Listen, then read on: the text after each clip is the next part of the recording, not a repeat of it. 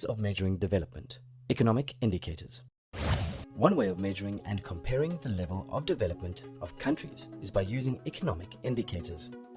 These indicators tell us how wealthy a country is. We use gross domestic product, or GDP, to measure the income of a country. The GDP is the total value of all goods and services produced in a country in 1 year. It is a monetary value. In order to be able to compare the GDP of different countries, they need to use the same unit of currency. For this reason, countries give the value of their GDP in US dollars. For example, in 2014, the GDP of South Africa was 350 billion US dollars, while the GDP of Nigeria was 568 billion US dollars.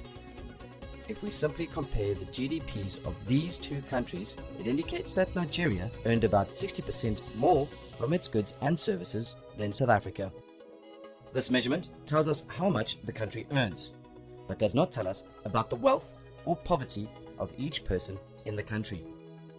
To measure this, we calculate the GDP per capita. The GDP per capita tells us the average income per person in a particular country for a given year.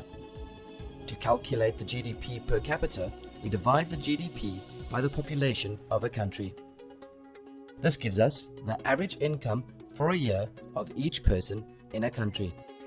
So, for example, the GDP per capita in South Africa was 6,732 US dollars. This translates to about 561 US dollars per month. 6,732 divided by 12 months.